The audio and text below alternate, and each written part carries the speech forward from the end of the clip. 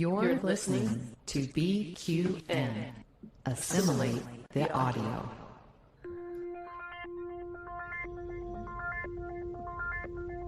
Engage. 78 years have passed since the days of the original USS Enterprise. Now a new Galaxy starship has been designed.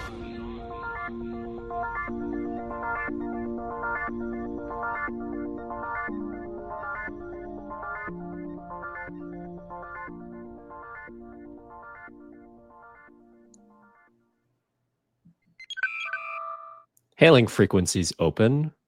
Welcome to Galaxy Class, a Star Trek The Next Generation podcast on BQN. I'm holo photographer Stefan. And I'm Ambassador Steven. Hello, Ambassador Steven. What's going on?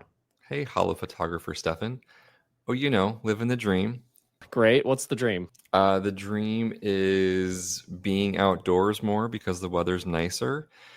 Spending more time just doing things in the sunlight. Yay for vitamin D. Good. I am going to what is probably going to be a very rainy Renaissance fair today. I'm looking out the window, and this is not going to play well with being outdoors for an afternoon, but hey, whatever. I have to ask, are you going to have a communicator badge somewhere hidden on your person? And it's hidden in my soul permanently. That's how I roll. No. So the theme is pirates today. So friends are dressing up as pirates. I'm dressing up as a parrot. And basically I'm putting on a parrot onesie, and that's going to be my costume. I mean, you could do that, or you could dress up as, is it Okana? Captain Okana? Yeah, if I had that kind of ambition and capability in the world of cosplay, I totally would. That's a great idea. But I don't have that vest lying around. I think you have your marching orders, for next time. Maybe. For your next pirate-themed Renaissance fair, you should have this. I don't even go to these. I don't know what the how often it's pirate themed. Maybe that's every year. I don't usually go to these. I think I've been to one before, but friends wanted to go, so I'm gonna dress up and be a bird. Fantastic. Well, glad you're doing well. We are going to talk a little bit today about a character that ditched us fairly early on in TNG, but we've had little bits and pieces of fairly consistently since then. Why don't we head into the ready room and chat about Tasha Yar? This is the captain. Senior officers will report to my ready room immediately. So Tasha Yar, the first thing that has occurred to me as I'm talking about this, it's never been established that her full name is Natasha, right? It's just Tasha. Or maybe it's in your... Oh, it is? Okay. Yeah. I'm like, maybe this is your trivia later, or maybe people just know this, but I think I've only heard Tasha Yar. So I rewatched a few episodes in preparation for our episode today, and awesome. And it's rare, but you do hear Captain Picard say Natasha. Okay. Sparingly. Good to know. Well, as I did with our last personnel profile, I tried to think of all the things that I think of when I hear the name Tasha Yar, and I just made a short list. The things that came to the top of my head were how much Denise Crosby has expanded her role in the Star Trek universe since season 1 of TNG. So just because the character passed, doesn't mean that we didn't get to see her portray different versions or come back in parallel timelines or voice games as the character. Or, gosh, what else? She popped up in season 3 of Picard as a little hologram. Denise Crosby does the convention circuit. They did the Trekkies movies. So we've gotten a lot of her, and I think that's a good thing. Definitely. I remember specifically watching the TNG finale, and I loved that they brought her back. It had been years since she portrayed that particular character, but I remember that being pretty exciting that she came back for the finale. One of the things that I thought of was the the really questionable makeup job when she dies. And, you know, like, I do want to acknowledge we can be critical of the thing that we love. We still love it. But that makeup choice, the little splotch when Armus knocks her down and she's in sickbay dying, is not terribly convincing. And that's just something that comes up in my head when I think of the character. Also, her sister, Ishara, I remember watching that episode, I think for the first time, and being so sure that her sister, Tasha Yar, was played by somebody who had to be the sister of, who's that actress from Terminator? Linda Hamilton. Okay. I remember thinking, she looks so much like Linda Hamilton, that's got to be her sister. I don't think that's actually true. And then I talked to my partner, Richard, about this, and he said her death was pretty poorly executed, but it did make space for Worf's character to expand, which we love that. That was our last personnel profile, right? Great character, lots of content and lots of appearances from Worf. So had Tasha not died, I wonder what Worf's character arc would have been like in that universe. I don't know. They definitely made space for him to become a more prominent character on the bridge crew. Yeah, in yesterday's Enterprise, we saw Tasha come back and then return. We can talk about that arc a little later. So those were my initial kind of thoughts on Tasha. I did not go and rewatch season 1 in anticipation of this episode, but just wanted to see what fell out of my brain when thinking about that character. Yeah, so when I thought about preparing for this episode, I didn't want to watch everything that was Tasha, but I watched a couple of episodes. Obviously, Skin of Evil. I thought that was an appropriate one to rewatch. Mm-hmm. And then I also watched Code of Honor, which is, a bit cringy looking back at it this many years later, but a very Tasha-centric episode, which I thought was appropriate. And then just did some general reading and such. But it was interesting to watch these episodes through the lens of wanting to focus on her in terms of our conversation, in terms of what was coming up. Because I think that as much as I appreciate Tasha as a character in that she existed, there were lots of great ways she moved the plot forward, conversations, stories, etc. I don't think of her much. When I think of Star Trek TNG, Tasha Yar does not come directly to mind. And I appreciated this opportunity to really think of her in that lens of a main character, of being someone that we want to spend some time talking about. So good choice. When you asked me who we should do for our next personnel profile, as I thought about it, why not shine a spotlight directly on this character that was intended originally to be one of the main characters, and then she ditched for real life reasons, but yeah, I thought it could be good to take a look at her, and why don't we dig into her biography? Born in 2337 on Federation Colony Turkana 4, Tasha's parents orphaned her and her sister when they were young children. Tasha essentially raised her sister in the wildly violent colony, navigating food scarcities and avoiding rape gangs. She did have a cat, though. That always helps. And you know what doesn't help? Narcotics. Drugs were readily available on Turkana 4. Tasha used them at some point, but determined they did more harm than good and left them behind. At the age of 15, Tasha left Turkana 4. Unfortunately, she would never see her sister Ishara again. Shortly after escaping the hellish colony, Tasha joined Starfleet, which she later stated saved her life. The chaotic and dangerous environment she grew up in compelled her to specifically join Starfleet security. She would go on to become an expert in Aikido and a formidable player in the game of Parrises squares. In 2363, Captain Jean-Luc Picard requested Tasha be assigned to the Enterprise D. He did so because he was impressed with her bravery in a situation where she saved the life of a colonist after navigating a dangerous minefield. Within a year, Yar was assigned to the Enterprise, where she played a pivotal role as Chief of Security. On board the Enterprise, she participated in martial arts contests and was favored by the ship's betting pools. Her role as Chief of Security would come to define her relatively short career. In 2364, Tasha was killed by a life form named Armus. Not in a glorious battle, but from severe synaptic damage done to her by Armus in a show of the life form's strength. The end? Well, sorta. The end of that particular iteration, though, as I said earlier, we get to see her a little bit more, don't we? Absolutely. So Tasha appeared in 28 episodes of Star Trek The Next Generation and as a hologram in one episode of Star Trek Picard, season 3, episode 8. Of those 28, 4 were as an image, 2 holograms, and 1 as archival footage.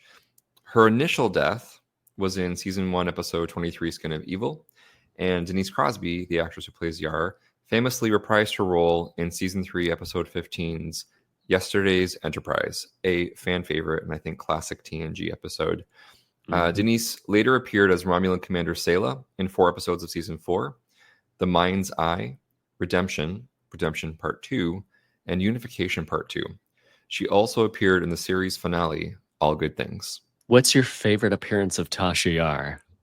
Let me ask the most basic question possible. Sure. So I really appreciated... Okay, I'm going to give you a double answer here. Okay. So, my favorite appearance of Tasha Yar would be in Yesterday's Enterprise. I really liked how they brought her back, the weirdness between Yar and Guinan, and what was going on there, and how it kind of created this spin-off alternate Yar. And my other favorite appearance of Denise Crosby in The Next Generation is in Unification Part 2, because Unifications 1 and 2 are two of my favorite episodes of TNG. I love everything Spock, and bringing Spock into The Next Generation was just this gleeful moment for me as a child. And the surprise of Sela being this perpetrator behind the scenes was just, I really enjoyed it. It's just a really great episode for me. It's in Unification that Sela kind of comes out of the shadows, right? Right. Is that where the scene Spock. is I'm talking about? So Spock comes out of the shadows at the end of Unification Part 1. Not from... Okay. Oh, no. Yeah, I know what you're talking about there, but isn't the Sela character obscured in shadow for a while, and then finally she walks out at the end of one of the Unifications? I think it's... I don't think she's portrayed in the first episode. I think it's the second one. But I agree. I think it's the same. I think that's the... I could be wrong, but I believe that's she's sort of in shadow and then steps out. Yeah, it's funny because now that I'm thinking about that, because that's how Spock also shows up, right? He comes out of the shadows. At the end I actually didn't think about that either. So so I guess we're thinking about the interesting choice of the writers to have these two dynamic characters enter in the same fashion in the same 2-part episode arc. Yeah, that's funny. Yeah, and I remember. We know that somebody is kind of pulling strings in the background for a while, right. And then finally we get the reveal that it's this Romulan that looks like Tasha, and we get the explanation later. But I don't think I watched that live as it aired in 91-ish, early 90s. But I can only imagine that surprise, pre-internet spoilers. How that would have been very exciting and probably the talk of the conventions at the time. Quick tangent on that topic. I miss the ability to see these shows happen as they're being aired week after week and truly not know what's happening unless you happen to have watched that Entertainment Weekly or Entertainment Tonight, whatever the show was, that it had some interviews, or there was like TV Guy would have interviews sometimes, but I really liked the ability to just wait and see what happens. For instance, we just got recently a list of the episode names for all of season 3 of Strange New Worlds. That's been published and it's everywhere. I don't want to know the names in advance. Yeah, I want to see the episode and kind of figure out what's going on. So like I happened to glance and now I have a general sense of what's happening in season 3. Personally, I don't like that. I like the not knowing. I like the surprise and the joy and the moments of watching it as it happens, having no idea what's going to happen. Yeah, I had that moment when Star Trek Discovery first came on the air in 2017. Having, of course, rewatched all the other shows forever, I remember thinking, oh, I don't know what's going to happen. Right? Like in episode 1, they go to black alert and there's like moisture particles building up and floating around. And I'm like, I'm watching a Star Trek show and I don't know what's happening. I don't know what's going to happen. I agree. I kind of miss that. I think it's possible, but much more problematic or challenging in this age of Trek with everyone posting things on social media. Our phones know what we like, so news stories pop up. Oh, did you hear about this character death or whatever before the episodes even air? And I try to avoid looking at my phone anywhere near, especially if a season is airing and it is doing the release of once a week. I'll just avoid my phone. I'll avoid social media until I've watched the episode, because folks are so excited, right? I want to give folks the benefit of the doubt. People are so excited about what's happening. They want to share their feedback, their experience, their reaction immediately. But for those of us that haven't seen it yet, well, I'll value your reaction after I've seen it too. Yeah, the unfortunate other side of that coin is people are monetizing spoilers, because I know that I've been spoiled by YouTube channels, like thumbnails for movies that are coming up or that I haven't seen. And I've been like, but they just, they want to get clicks and they want to make that ad revenue, right? So in addition to staying off of social media, like you're talking about, I also stay away from YouTube if something is airing or about to happen. I'm a big Marvel fan, so when a big Marvel movie is coming out, I buy tickets for like the day it's released, 'cause I don't want anything to be spoiled. I just did that for Fantastic Four, and I'll always do that because people can't help themselves but post those damn spoilers online. Clickbait. It's a rough world. I like that you brought this up, because another thing that I do miss about having what I guess the term is appointment television, where when things aired at a specific time, right? We can access everything now with the DVDs on our shelves or with streaming on Paramount Plus or Plex or whatever. We've got access to all of it, and the whole world just kind of watches it whenever they want, right? New Star Trek generally comes out on Thursdays. I watch it the day of, but it's still not that like, I know all my nerd friends like you are all like sitting down at like 7:00 and we're like so excited, and there's not like a rewind, or it's just like you pay attention, you watch the episode, you get excited about it, and then talk with your friends. Right. The ability to truly be enveloped in that world for that hour. And your commercial break is the only time. Okay, I need more soda or whatever. Back as a kid, or oh my god, I have to go to the bathroom, but can I do it in this? No, I'll hold it. It's fine. I want to see what happens. I don't want to miss anything, right? And none of that exists. We pause it. I know. We might pause it and come back to it hours later or the next day. I mean, I don't think we do that with Trek, but it's possible now. And I think that there's some magic lost in the ability to access it so readily. I agree. Yeah, right now I'm watching through season 2 of Andor, Star Wars, and I don't think I know of any friends of mine that are watching it right now, but I know that I can finish it whenever I get around to finishing it.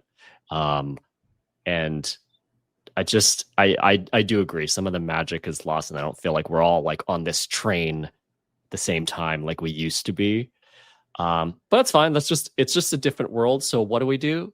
We make podcasts like this to talk about stuff. I mean, this is like an older show, but we still geek out with our friends. It's just we're not all in the same time frame anymore, right? And we cultivate opportunities like this podcast to come together and say, hey, I love this thing, and I think you love this thing, and let's love this thing together and be geeky about it. And that's why convention circuits work. I was going to say, and we go to conventions. Let me look at my countdown app, STLV, 59 days. Star Trek Las Vegas. It's I still have important. to book my flight. Oh, no. I booked the hotel. I bought the tickets. I just have to book the flight. Okay. Keith, if you're listening, I'm sorry. Well, looking forward to that. In another world, somebody else could have been Tasha Yar. I stumbled on this article the other day, and I did not finish reading through the list, but it was 5 actresses who were almost cast as Tasha Yar. So How timely. So here we are in another universe where there are different actresses that auditioned for the role of Lieutenant Yar. And I thought it'd be interesting to take a look at this article that just came out and talk about the other potential actresses this role could have been given to. I did not read through the whole thing, but the first person on the list is Rosalind Chow. We know her as Keiko O'Brien. So I found that to be surprising. I didn't actually know that she was up for that role. I'll just take a look at the first paragraph here is Trekkies already know Rosalind Chow as Keiko O'Brien, the wife of supporting character Miles O'Brien. She would turn up in 7 episodes of Next Generation. She was always a commanding on-screen presence. The producers likely cast Chow as Keiko after remembering her audition for the role of Yar. That's pretty interesting. You know, I thought it was fascinating to see. I really like her as Keiko in both TNG and Deep Space Nine. I came to like her. At first, I found her a little bit frustrating, a little bit annoying as a character. But yeah, to look in this article and look at all the other things she was a part of, I had no idea that she had such a rich depth of acting experience. Right, she was with the California-based Peking Opera Troupe since age 5. She had her first TV appearance at age 13. She was in Here's Lucy, right? So an episode with Lucille Ball. She was in MASH. She was in Different Strokes as a recurring character. She had all these amazing appearances that I had no idea. So as they say in the article, Star Trek would have been just another feather in her cap. And I remember thinking, and even recently rewatching a Deep Space Nine episode, thinking, oh, how nice it must have been for her to have this recurring role. Good for her. Yeah. It was just no understanding of all the this is wonderful probably things like a side gig for her. She had all this other stuff. Yeah, I was surprised to see her pop up recently when I was watching the live action Mulan. I don't know if you've seen that. That came out a couple of years ago actually, but she's in that and I was like, oh, hello, Keiko O'Brien. Yeah, I mean, it would have been interesting to see what she brought to the Yar character. It's kind of hard to know because I'm only really familiar with her acting from Next Generation and Deep Space Nine as Keiko O'Brien. And I always struggled with that character because she just seemed miserable and irritated all the time. So whenever she was on, I'd be like, okay, what's gonna make her mad today? I think Miles O'Brien frustrated her a lot, and I just I wanted them to be happy more often, but it was always like eye rolling and oh, Miles. It's interesting you say that because my take on it was it's nice to see a more realistic portrayal of what it must be like to have a family on a space station or on a starship. Yeah. She was always annoyed and frustrated, but I also imagine in her work as horticulturalist, is that what we call it? Yeah, botanist, school teacher. Yeah. She was on a space station. So like it was interesting to me to see, I think, a somewhat accurate portrayal of like a married couple, and one's career has to be put above the other because of the nature of the work. And okay, well, I'm gonna make this work. I'm gonna go to Bajor for the next 6 months. I'll see you next year. I'm taking the kid. Yeah. I mean, you're not wrong. If your career is plants, where's the last place you probably want to be in space? Right, where there are no plants aside from some potted plants or whatever's in your hydroponics bay. Right. It would have been an interesting take. I don't know what else that she would have brought to it, but I guess we'll never know. Yeah. The next actress the article lists is Bunty Bailey. Now, I don't off the top of my head know this person. I guess she was the girl in Aha's Take on Me music video. Sure. The one with the are you familiar with this music video? The one that looks like sketches, like hand sketches that are animated? Yeah. I'm familiar with it. It's not a strong anchor in cultural reference for me. Me neither. It's hey Bunty. I bet you were doing great. Yeah. I couldn't tell you. I don't remember anything about that music video. Moving on to our next actress, Julia Nixon. I don't know her work other than she's a person that sat on the bridge and talked once in a while. I'm looking through the credits here. None of these shows have I watched. Nixon's last movie was Steven Spielberg's Ready Player One, and she announced her retirement from acting in 2025. Okay, I did see Ready Player One, so I don't recognize her from being in there. Do you have any familiarity with this actress? Absolutely none. I do not know her. So she began as a model and actress when she was in college and appeared in 2 episodes of Magnum PI. Never watched that. Rambo. 1988 comedy Glitch. Yeah. I don't know this work. I have seen Sequest, however. Do you remember Sequest? Oh wait, Sequest DSV. I loved Sequest. Wait, she was in that? I don't think she was a main character. I think she appeared. Okay. So she appeared on shows. I see. Yeah. I don't remember her guest role. Yeah. You remember Sequest as like, for me, it was the Star Trek Underwater. It was the Star Trek Under the Sea. It was fantastic. I loved it. Yeah. Yeah. That's one I would love to rewatch sometime. Though I did start a rewatch a few years ago and some of it didn't hold up super well. Yeah. I remember trying it at one point. I think the first time I noticed it on a streaming platform, I thought, oh, great. I love this show. And I didn't get very far.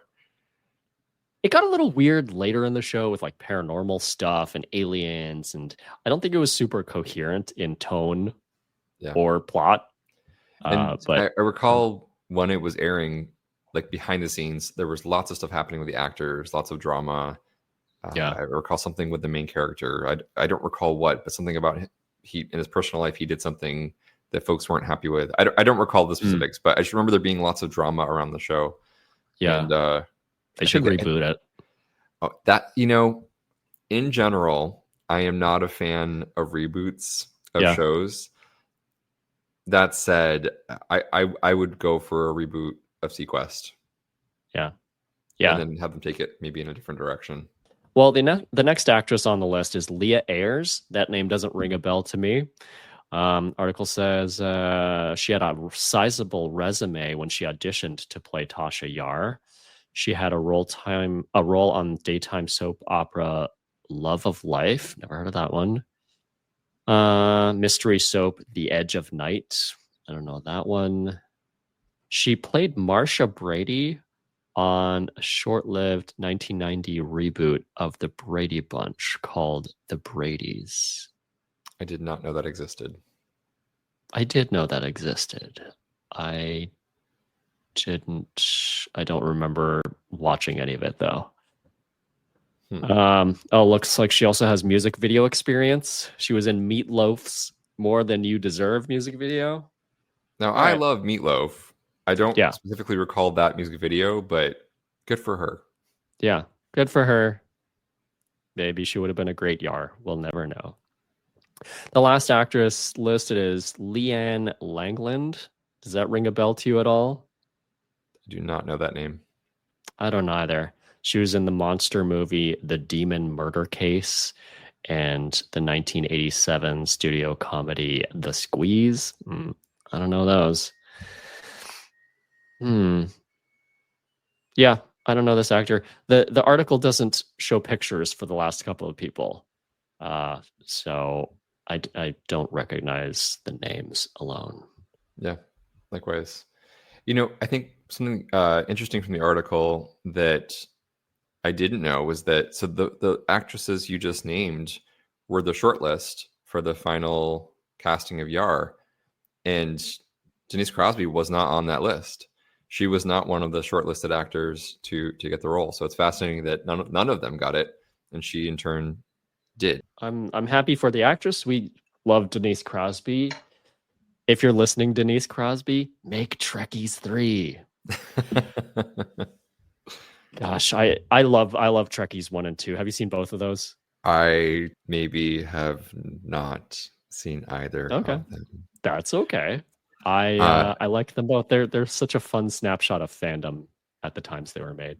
I think actually, as I take that back, I think I've seen the first one. I don't believe I've seen the second one. So I remember, I have a recollection of Denise Crosby and her smile. Her smile, I think, is very, very memorable. Yeah. And I can, in my mind's eye, see her smile as she's talking about something with this. I do believe I've seen the first Trekkies, but I do not recall seeing a second one. So now I need to look for that.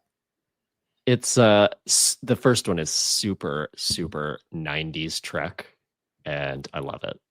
Fantastic. 90s Trek and 90s Trek fans. So a couple of years ago, I was lucky enough to be able to go on Star Trek: The Cruise 6 with a group of Trek friends, and made new for Trek friends, right? It's a boat full of Trekkies. Mm-hmm. But one of the excursions, quote unquote, was a tequila tasting with Denise Crosby and Nana Visitor. Love it. Stefan, I, in general, can take or leave tequila. I'll have a margarita every now and again. I'm more of a mezcal kind of guy. But I thought, who would I rather drink alcohol with than Denise Crosby and Nana Visitor? Mm-hmm. And I got to tell you, it was fun. The banter, the camaraderie, the connection they have was so lovely. I mean, these actors over the years have met each other through so many interviews, conventions, premieres, etc. But they were just such a joy to sit. I mean, we did taste tequila. They talked a little bit about it. I believe there were 4 tequilas, and we get to keep a fun souvenir glass. But it was far more enjoyable to just hear them recount stories about their time on Trek, to talk about their lives now. Yeah. Fun side story. I also happened to go to a wine tasting with Marina Sirtis, but it was just her and like someone on the boat.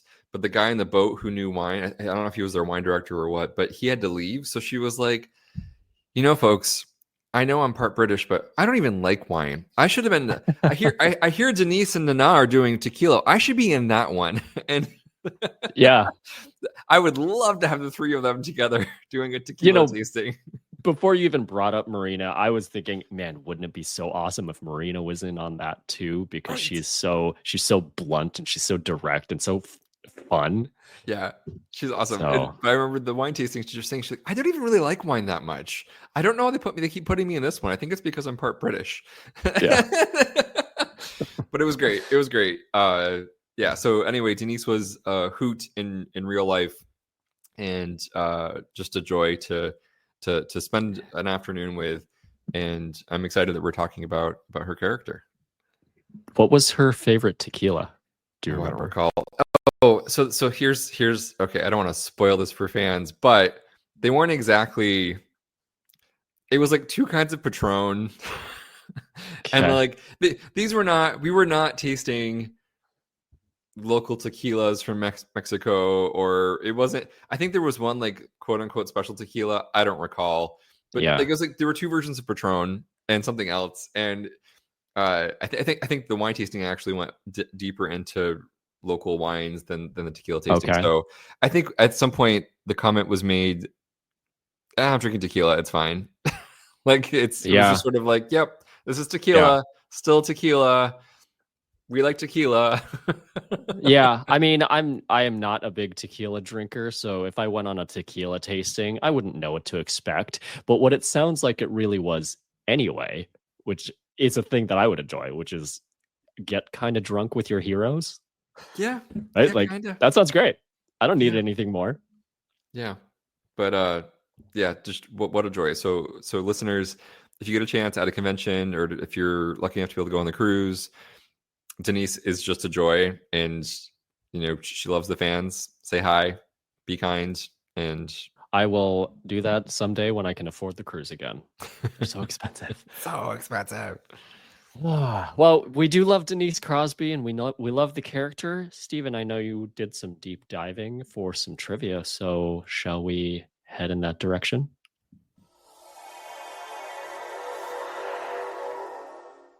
I feel like we need like a trivia, some sort of fun, echoey, or I could just do that. We could make that. And then our listeners can stop listening when they hear my voice do that. That's probably what happened. Because I think you should just do that. So, folks, some trivia about both Tasha Yar, the character, and Denise Crosby, the actress.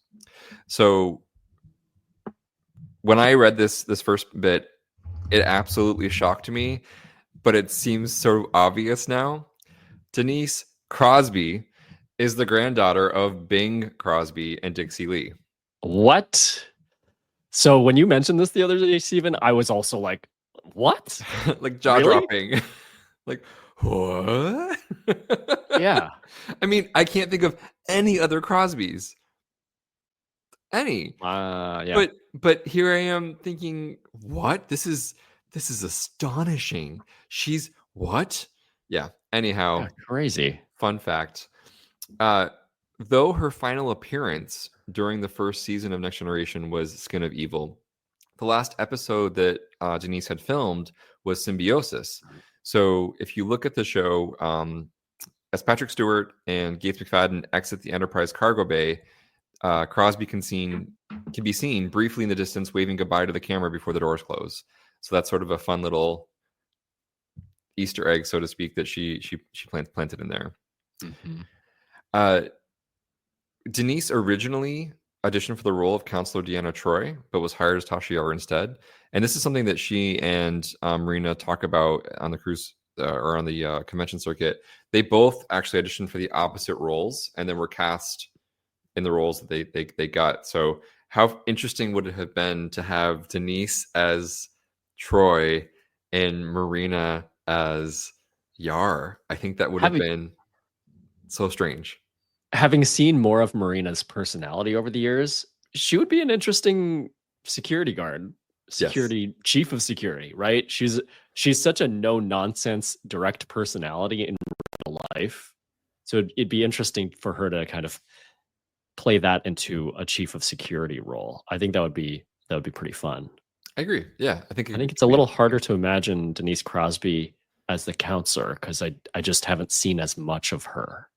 Well, and I think about those horrible outfits they forced poor Marina to wear in the first several seasons. And if I try to picture Denise in that, I don't think that would fit. And this is not at all a commentary on her appearance, just how she carries herself. I mean, Marina really had to work to pull those off. This is not a commentary on their appearance. This is a commentary on you're essentially wearing a painted on bodysuit all day. And, I don't know. I don't see Denise Crosby being okay with that. And maybe she would have pushed back and then gotten let go from the show like Gates McFadden was for a little bit because she had issues with things the writers were choosing to do. I don't know.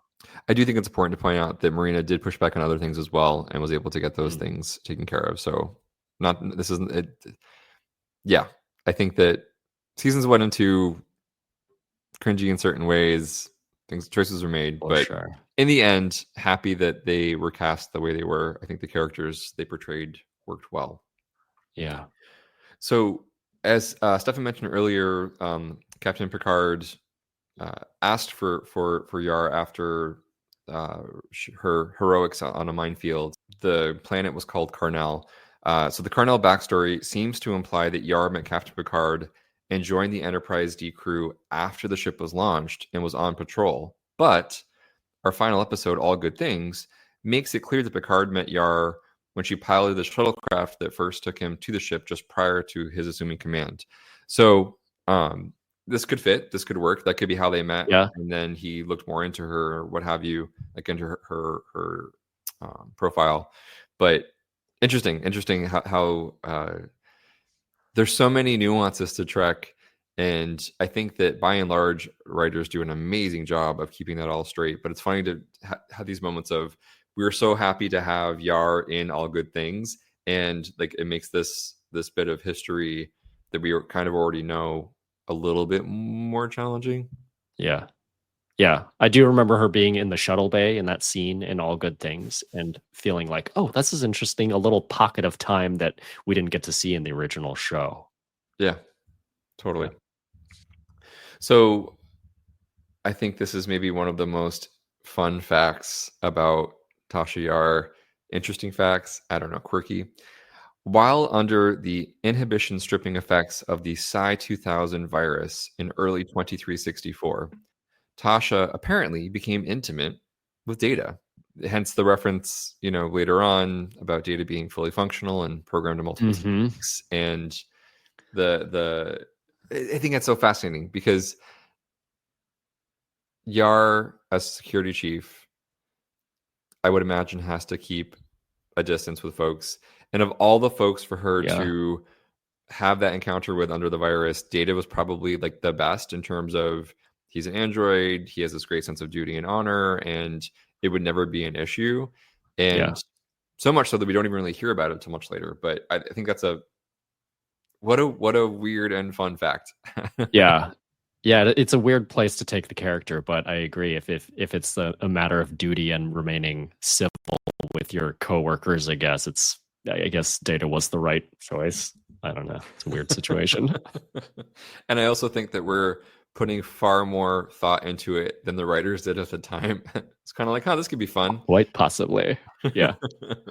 Not that we ever do that, listeners, as we discuss Star Trek. We never go deep diving into the depths of what rabbit could have holes been here. Or why it was, or that's not how we roll. Speaking of rabbit holes, the part of Selah, the alternate Tasha Yar's daughter who appears in Redemption, was conceived of by Denise Crosby, who originally was set to have had a daughter with Castillo, the lieutenant from the Enterprise C, on Romulus in the prison.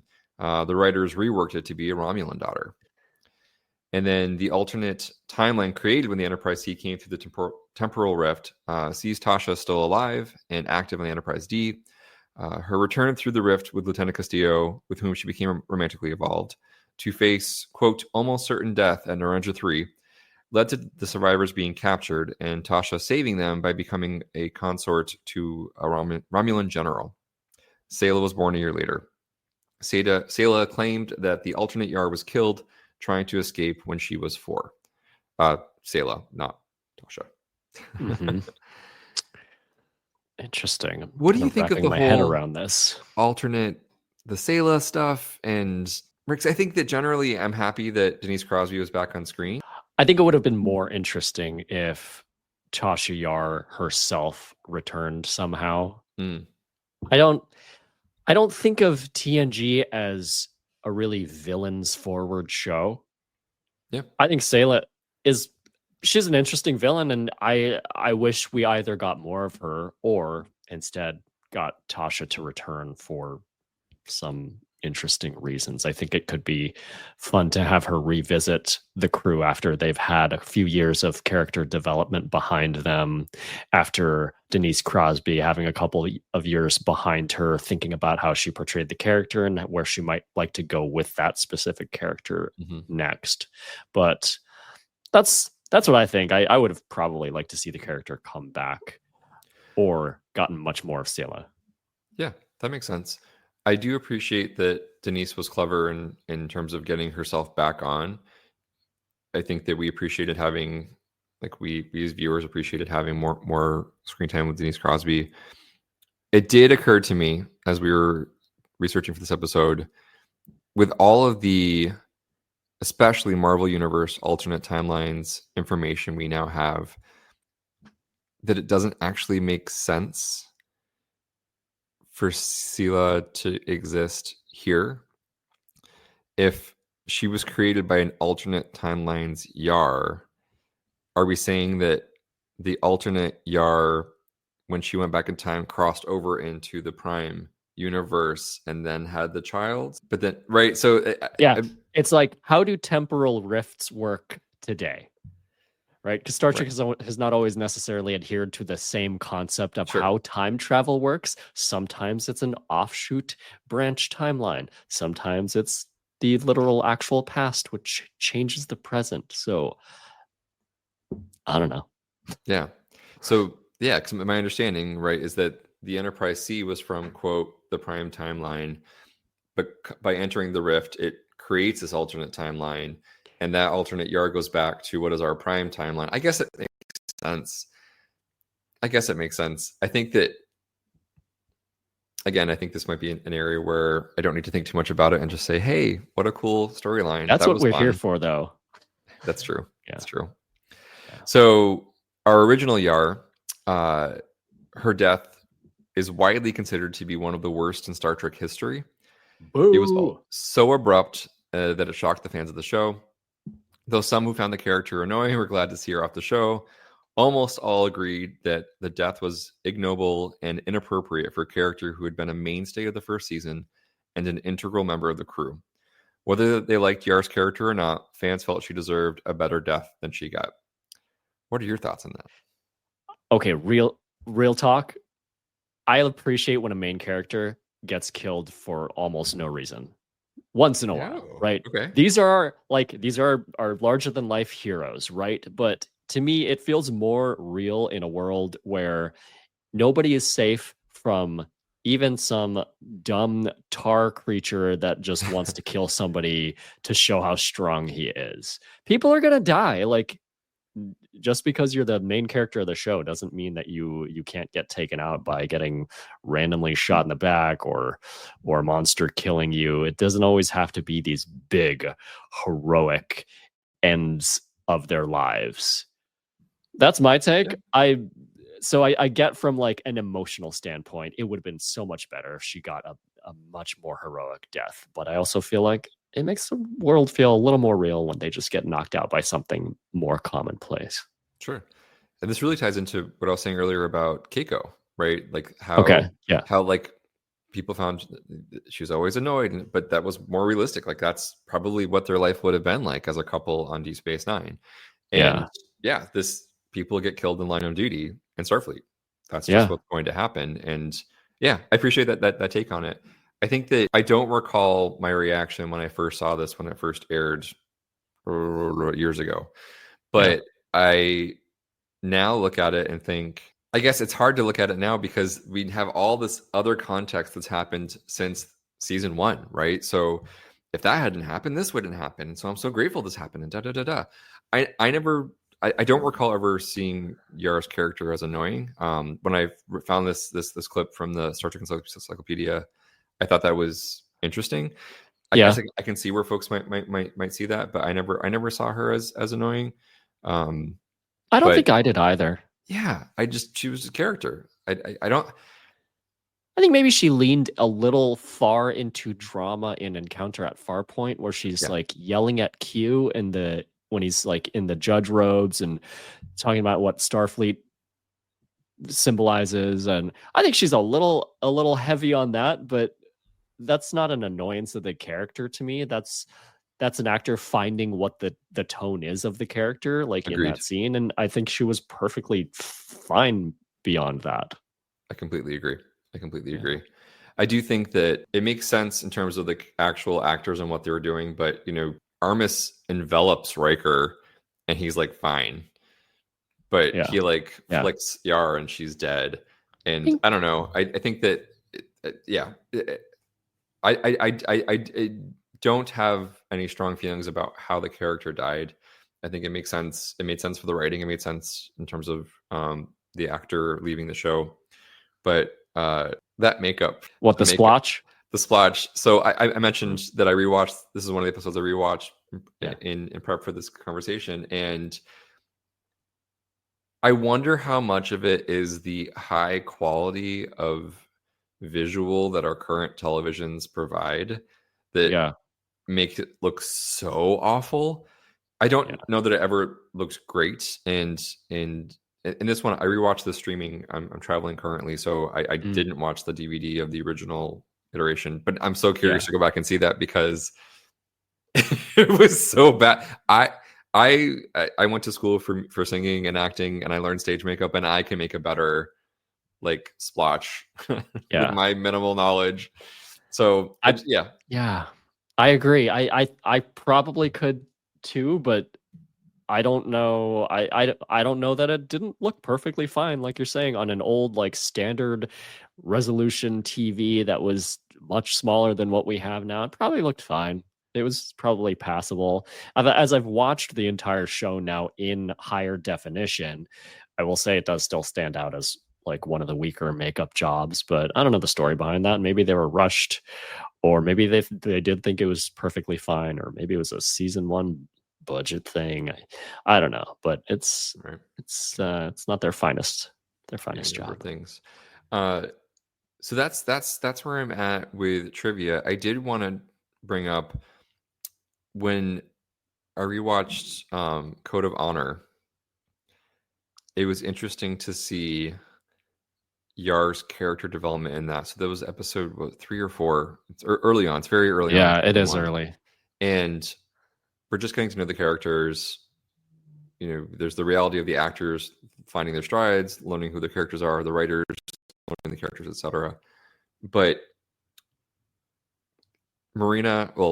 Troy calling out Yar for like, but you do find him attractive.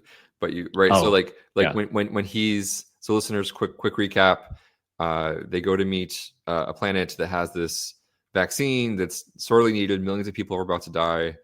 And as part of their quote unquote primitive culture, they steal Yar, they kidnap her, and then they have to ask politely for her back. But then the leader, Luton, says, nope, I decided to keep her as my first one. So it's a planet where women have all the land and wealth, and then men lead. And they this man says, no, and the first wife is the one that has the most, the first one is the one that has the most power and what have you. But anyway, he decides he wants her, and she's like not opposed to it, but kind of. And Troy calls her out, like, but you find him attractive. And it was just such a difficult episode to rewatch, because this entire culture is played by folks who are Black. And so I think it's meant to be a callback to African cultures. And there were so many things about this that were cringe. And the point you made about Yar being overly dramatic, that happened here too, where she's like, no, but I must, and there's this, and it was, I don't know. It's season 1. It's early season 1. Yeah, mistakes were made. You know what? Learning pains were had. Growing pains were had. We'll go with that. Yeah. But I have not watched that episode in years, and I have not thought about that scene until you just mentioned it, where Troy does call her out. And I remember not really understanding what was going on in that moment. So it's played as Yar on some part does want to stay, or does find the character attractive. Right. It's so weird. Like they talk about because she has the option to accept his offer, right? And there's like this pause, and Troy's like, you do find him attractive, and it's, I don't know, it feels icky now. Yeah, that's exactly the word. But yeah, it was an interesting episode, and gave us some insight into Yar as a character. I think it also makes sense more, one of the reasons Denise left the show, according to interviews and such, was that she just didn't like Tasha was front and center on the bridge, but there weren't actually many stories really involving the character, and they didn't go too far into her. And then like this episode, which was definitely a Yar centric episode, wasn't great. So I could see as an actor wanting to be somewhere else, to be doing something else. I think it's easy for me, as not an actor, as not being part of the production of the show, to look back and be like, well, she was only there for like part of the first season. Maybe she could have like stuck it out and helped develop the character further. But I think it's easy to forget that these actors are in these roles for so much longer than we see them, right? To produce a single TNG episode it doesn't take 45 minutes like it does for us to watch it, right? Right. They're living in these characters. They are standing on the bridge doing nothing for hours on end. They are like frustrated with repetitive lines. So I think it's fair at that point, even though objectively from where we're sitting seems like she wasn't on the show that much. But I think it's fair for her to call it when she did and go find something more fulfilling to do as an actor. Agreed. Denise, we love you. Thank you for coming back and being part of the Trek family. Yes. The conventions and the cruises and the interviews and Trekkies. And I'm cheersing with tequila right now. Except not really, because it's 9:46 a.m. where I am and I'm drinking tea. But cheers to you, Denise. Here's to you, Denise. This is a latte. I think it's roulette time. All right, now it's time for the segment where we pull out a card from a random pack of collector's cards in the 90s and talk about its connection to Star Trek The Next Generation. The 90s were an era of Star Trek, of a few different Star Treks, and we want to see how they all came together via this collectible card situation. And this segment is Collector's Card Roulette. Who's going to pull the card today? Stefan, I think it's your turn. Let's see what you got. Today we are pulling out the Traveler. It is card number 45. The collector's packs are the Skybox Master Series Star Trek Edition. And so this card has a picture of Wesley Crusher in engineering with the Traveler. And I think it's just a specific Traveler character, not covering the episode. I'll read the back of it. A gentle, intriguing alien comes aboard the USS Enterprise to assist in an experimental engine test. But something goes awry, and the ship finds itself in a place where no human has ever been before. A part of the universe, as the alien traveler explains, where time, space, and thought converge. So the question is, the character, the Traveler, does this character have any connections to Next Generation? For sure. He appeared in Next Generation. The Traveler is alluded to in later shows, right? We hear about the Travelers in Prodigy. Gosh, where else? In Picard. Yeah, we learned that they're connected to the supervisors somehow in Prodigy, and we see supervisors in Picard. Well, and there's the clip at the end. I think this was this season 2 with Issa Briones and Will Wheaton, right? Where he, as a traveler, comes in and sort of recruits her. Yeah, I wonder where those adventures went. And I wonder where the original Traveler is. If he has access to somewhere with that converges thought, space, and time, I don't know what universe he lives in. He's probably still around out there.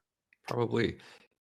When Voyager first came out, bear with me. When Voyager first came out, and they got thrown to the Delta Quadrant, and they're like, how do we get home? How do we get home? How do we get home? 12-year-old me, wrote a script for the final episode where Wesley, as a now well-developed traveler, goes and brings them home. Okay, interesting. When Voyager came out, there were two things I was waiting for. One, those two Ferengi that got knocked through the Barzan wormhole into the Delta Quadrant. I'm like, they got to show up at some point, and the Borg. I think a lot of fans were probably waiting for the Borg because, again, Delta Quadrant. I don't think I thought about, the Traveler or Wesley could play a part in getting them home. Or Q, I guess. But that's interesting. How long is your script?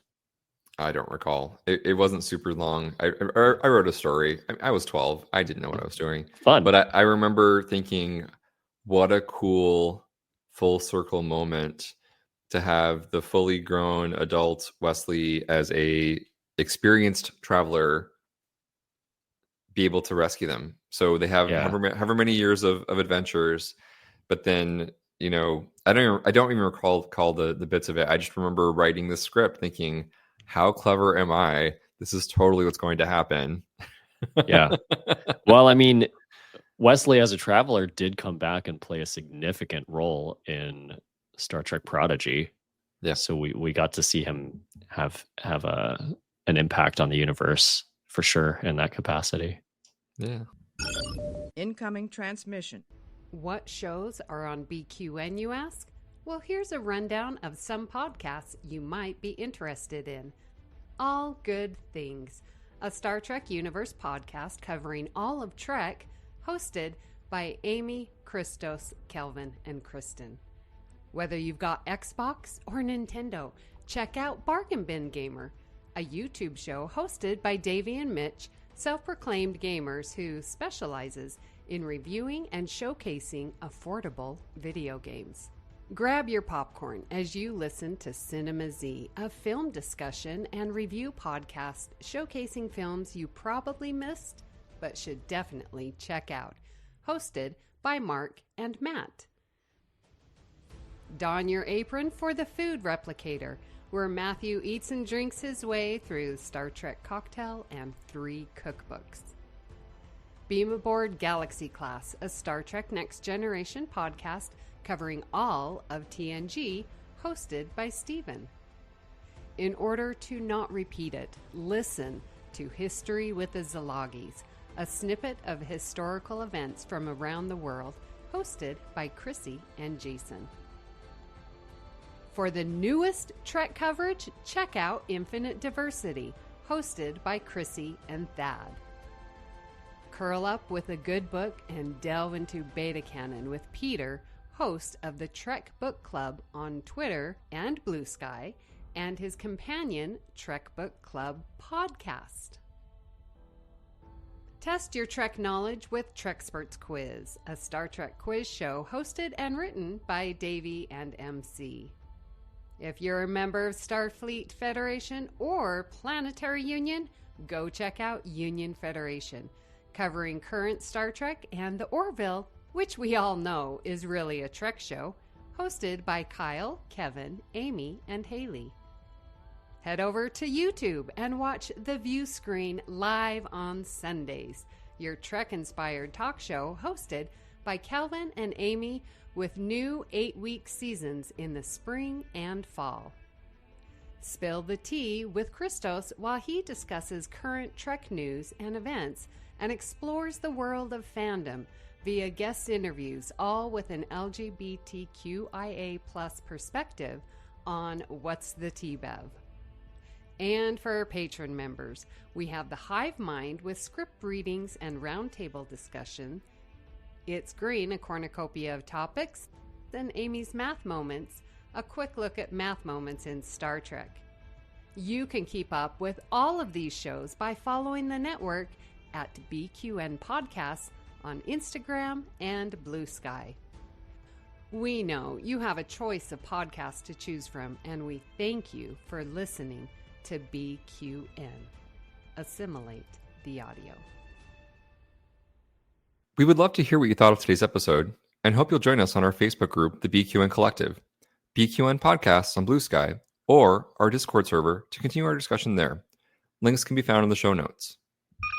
Priority 1 message from Starfleet coming in on secured channel. Here on BQN Podcast, you will never hear a commercial on one of our shows. And if you'd like to help us keep all our shows coming to you each week, commercial-free, you can become a patron of the network on Patreon. For just $1 a month, you can join our Let's Fly reaction show, script readings, and other perks. Visit patreon.com/BQN to get all the details and watch your messages. If becoming a patron isn't your thing, you can still support the show by sharing our posts on social media, talking about it with your friends, or hitting the subscribe button on Apple Podcasts or wherever you get your podcasts, and leave us a star rating and written review. That helps others to find the show. At this time, we would like to thank our very own associate producers, Jim McMahon, Davey Willett, and special thanks to Mark White for our show artwork. We are so grateful for your support. Thank you for beaming aboard the Galaxy class, and until next time. Make now always the most precious time. And if we're going to be damned, let's be damned for what we really are. Hailing frequencies closed.